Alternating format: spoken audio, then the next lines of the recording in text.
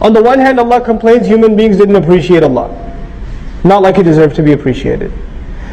Now, actually I skipped an ayah in between, and I should come back to that, but now that we're in this ayah, I'll share with you. Allah Azza wa Jalla is telling the believers, you people, not only will you appreciate Allah, you will work for Him, you will struggle for Him like He deserves to be struggled for. And before I go back to the previous ayah, let me ask you, all of us have to ask ourselves a very hard question. Who prays to Allah like He deserves to be prayed to? Who remembers Allah like He deserves to be remembered? Who thanks Allah like He deserves to be thanked? No matter how much we do in our life, we can't get even close to what Allah deserves. Not in gratitude, not in appreciation, not in worship, not in anything. And the hardest of those things is to struggle for the sake of Allah as He deserves to be struggled for. That sounds like an impossible like an impossible job description. How am I going to do that? And Allah put that impossible standard. He didn't just say وَجَاهِدُوا فِي اللَّهِ. Jahidu fillah is hard enough. Struggle for the sake of Allah. Struggle with no goal before you accept Allah. He adds حَقَّ جِهَادِهِ, as is worthy of Him. As is worthy. Who's going to do it as is worthy of Him? That becomes like an impossible task. So we'll leave that riddle for a second and come back to the ayah before. Ya ayyuhal ladhina amanu. You see the passage began, Ya ayyuhan nas. Remember that? All humanity. But Allah is saying all of humanity has disappointed me. So the responsibility falls on you. Let me teach you what you will do to appreciate Allah. Here's how you appreciate Allah. Ya ayyuhal ladhina amanu. Irka'u wasjudu. Make ruku', make sajda. What is both of these things referring to? Salat. The first act Allah teaches first He complained about humanity. You're not doing your job in appreciating me.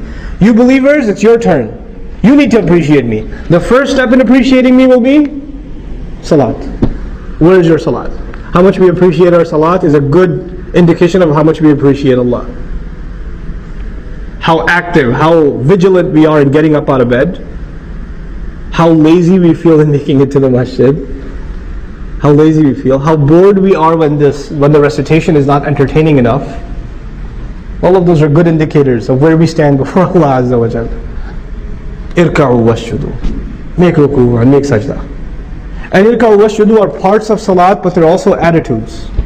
You know, somebody who doesn't know about prayer, doesn't know about the Muslim prayer. A non-Muslim guy walks by and he sees people making salat. He's going to notice these people are standing with their head down, holding their head. They're humble before somebody. Then they put their heads down like this halfway. Wow, they got even more humble. And when they got up, what happened next? Face on the ground, they got really humble. In other words, he's noticing that there's a progression in their humility to Allah, to whoever they're worshipping. They're getting even more and more and more subservient. This seems like they're appreciating their master, they appreciated him more, and they appreciated him even more. The progression of salat itself teaches us that we're supposed to evolve, grow in our humility to Allah. That's a really important point, especially if it has to do with Islamic work. You know what happens with people when they get involved with Islamic work? I'm no exception. All of us can be victim to this.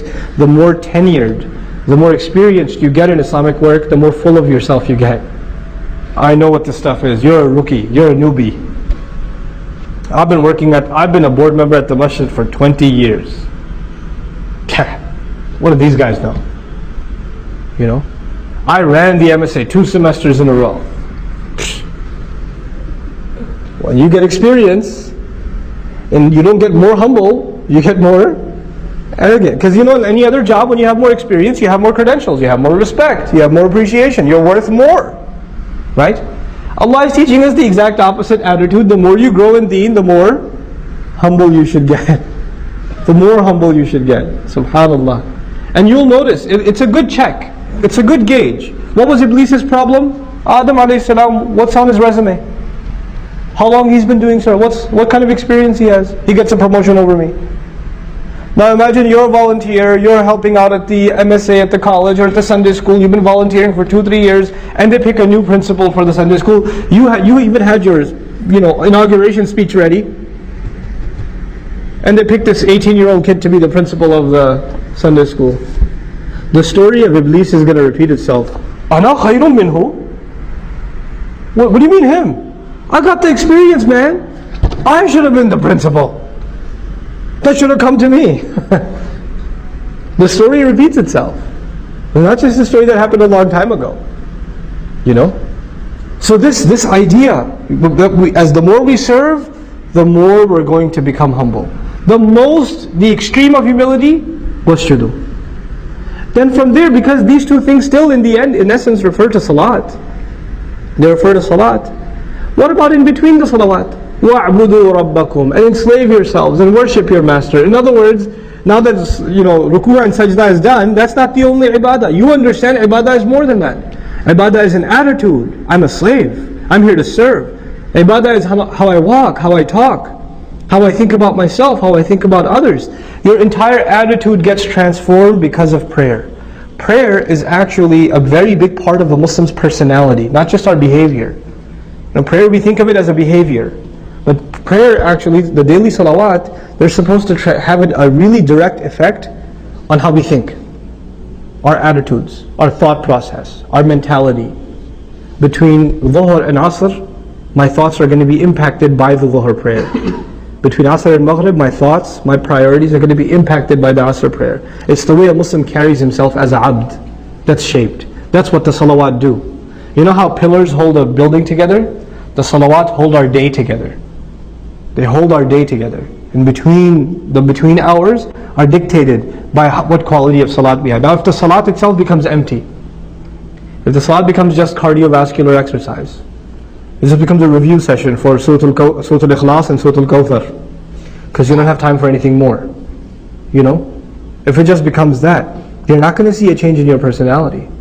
And what is that change in your personality? You become more and more of a abd. Now, important. What's the most humiliating role a human being can play in this world?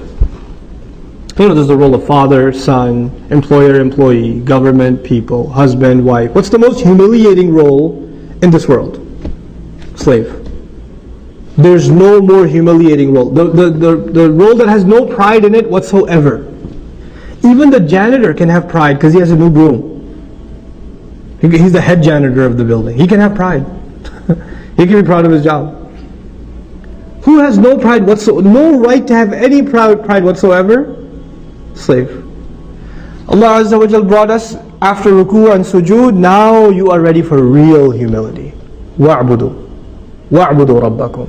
Enslave yourselves, humble yourselves completely and absolutely. Have the attitude, the personality, the lifestyle of a slave before your master. Now he adds, this is important, now he adds, وَافْعَلُوا الْخَيْرَ, and do good.